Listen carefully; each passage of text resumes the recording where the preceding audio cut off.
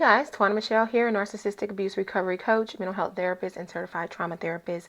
And today I'm going to talk to you about some of the reasons that you may find yourself trying to seek love from someone who cannot give it to you. And you may find yourself continuously searching for love from these people who are either emotionally unavailable or emotionally harmful. And perhaps beyond that, perhaps they are even physically harmful to you.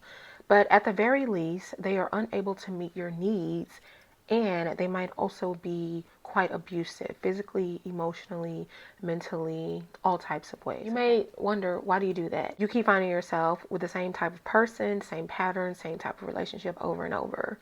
And you're like, okay, this looks and feels very familiar, very similar.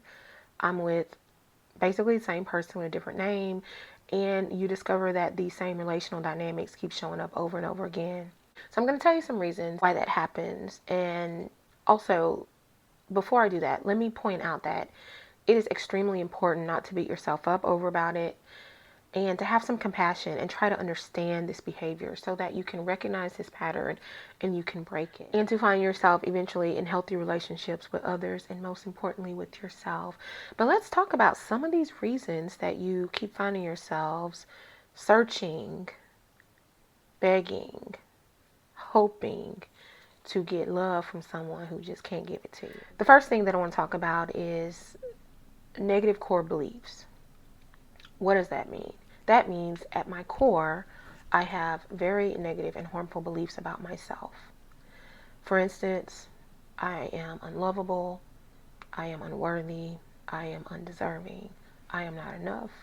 When we have these types of beliefs at our core, it shapes everything we do. It shapes not only what we do, it shapes how we think. It shapes what we believe. So if I believe that I am unlovable and I am unworthy, then the bar is going to be really low. And I am going to be grateful for whoever accepts my unlovable, unworthy self. And even when I'm in situations and relationships where maybe someone cannot, or not only cannot, because they can, right? They choose not to give me what I need emotionally, then I may blame myself and I may say, well, it's because I don't deserve it. Of course he doesn't love me because I'm not lovable. Of course she doesn't treat me better because I'm not worthy of being treated any better. So it's very important to be able to identify what you believe about yourself. How do you see yourself? What is your self-concept? Almost always, if you find yourself in patterns of relationships that are harmful, or your emotional needs are not met, then you likely have some issue with self-concept, self-image, low self-esteem, low self-confidence, low self-worth. That happens for a variety of reasons, main reason being something traumatic interpersonally has happened in your life, typically in our childhoods. That's where we learn about who we are. That's where we learn these beliefs about ourselves. That's where we discover I'm either loved or not, and if I am not, then if I'm a kid, I'm going to blame myself. I'm going to internalize it because I can't see the people that are supposed to love me and take care of me. To see them as flawed feels like a psychological death to me. Not only that, I rely on them as a kid for my physical survival. So I cannot see mom and dad as flawed or as not knowing how to love me, so I have to see myself. Even in your little 5 or 6-year-old brain, you're trying to make sense of this. Those negative core beliefs, see if you can identify what your beliefs are about yourself. Focus on learning where that came from, healing from that part of yourself, from that part of your life, and challenging and changing those beliefs about you and about relationships in general. The second reason you may find yourself over and over in these relationships with these narcissistic people is that you are reenacting trauma. If you were raised by a narcissistic parent, or if you were traumatized by someone like a narcissist, even after your formative years, and you still have not healed from that, then you may find yourself sort of unconsciously playing out these same patterns. That's exactly what happens when we find ourselves with the same type of person over and over again. We are reenacting trauma.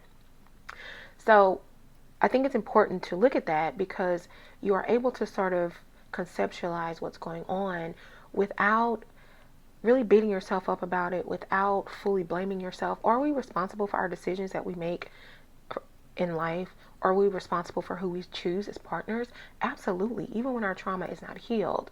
But if we can understand where it came from and why we make these decisions, then we can address it with curiosity and compassion instead of judgment and criticism. And if we can do that, then we can work on healing from that.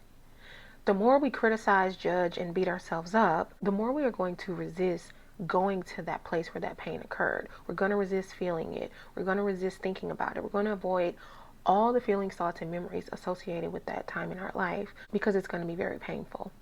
And it's going to be painful in general. So I don't recommend anyone try and explore trauma and heal from it on your own. In fact, I think it's impossible to do so. Get a professional to help you and definitely have a good, solid support system. But trauma reenactment is the reason you keep finding yourselves in these same types of unhealthy, dysfunctional, abusive relationships over and over again. The third reason we keep chasing these narcissists is because it feels like home. That's so important, people. It feels familiar. We are always going to be drawn to home. We are always going to be automatically, unconsciously drawn to what feels like home until we are mindfully and acutely aware of what is happening in the moment.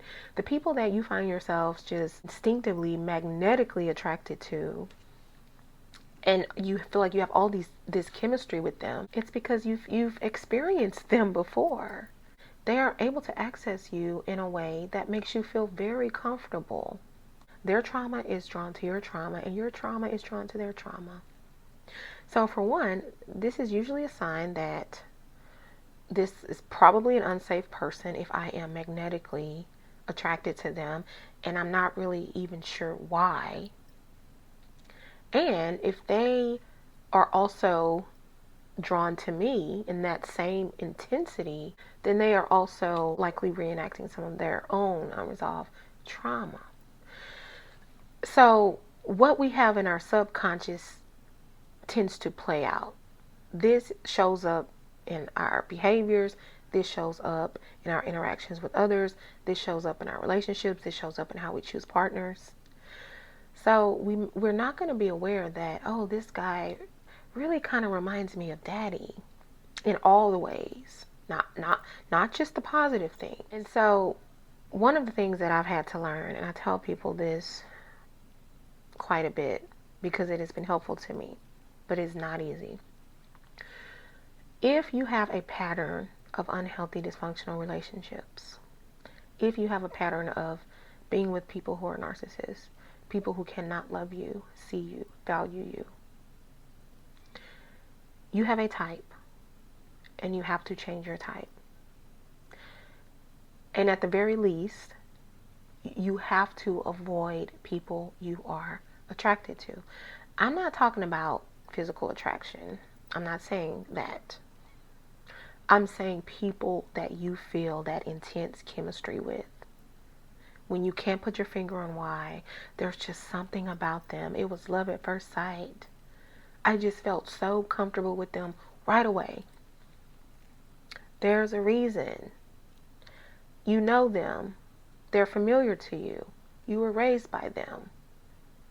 You are hurt by them. It's hard to do because it is so deeply ingrained.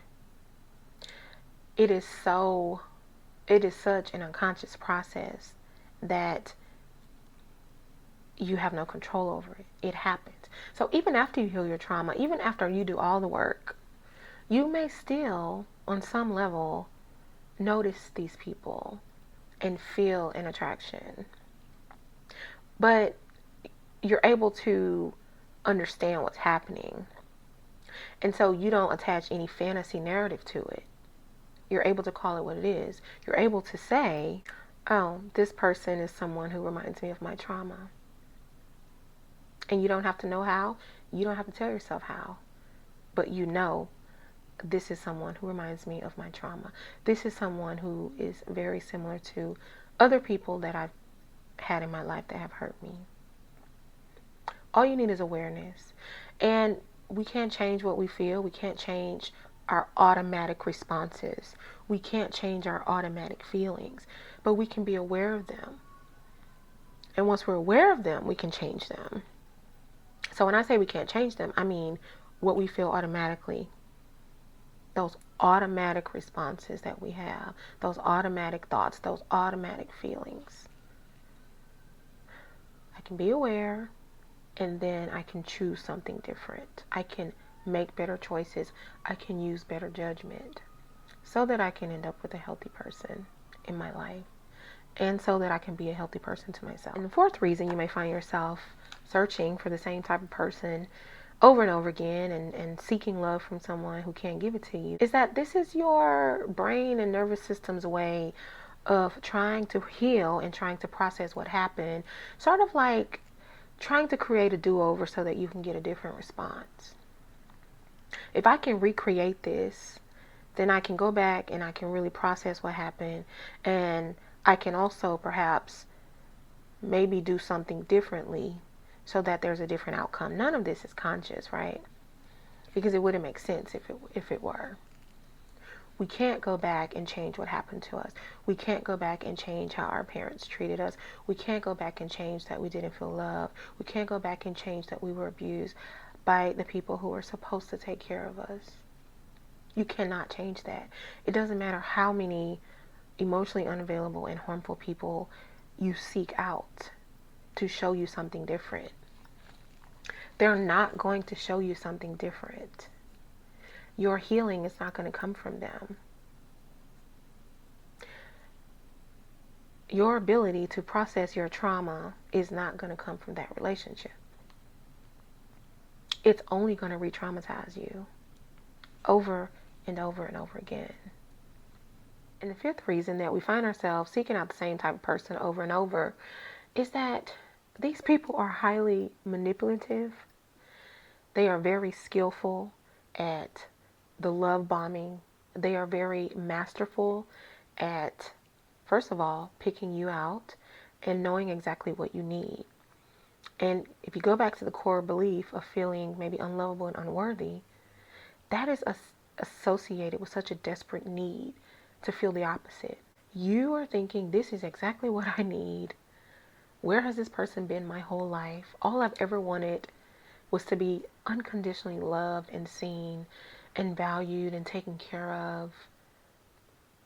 And they know how to give you that in the beginning, or to appear to give you that. And that's why you really have to be aware of what's happening. You have to understand these people. You have to understand how they operate. You have to be able to recognize the reasons you're drawn to them, why you're drawn to them, how to identify them. You need to know how to identify that these people that I feel so drawn to are probably people that are harmful to me, and I need to avoid them. And it doesn't matter how they present themselves. It doesn't matter how many gifts they show up with. It doesn't matter how many times they tell me that I'm the person they've been waiting for their whole lives. It doesn't matter how many trips they take me on. None of that matters. What matters is understanding yourself, understanding your patterns, understanding the red flags of these people, the things that you overlooked because you needed to be loved and seen and valued. Ask yourself, what am I willing to sacrifice for all of this love? What feels like love? And you already know the answer to that because you've been in relationships with these people. And you know what you've sacrificed. You know what you've lost. You know what you've given up. You lose your entire sense of self. And it takes a lot of work to get you back.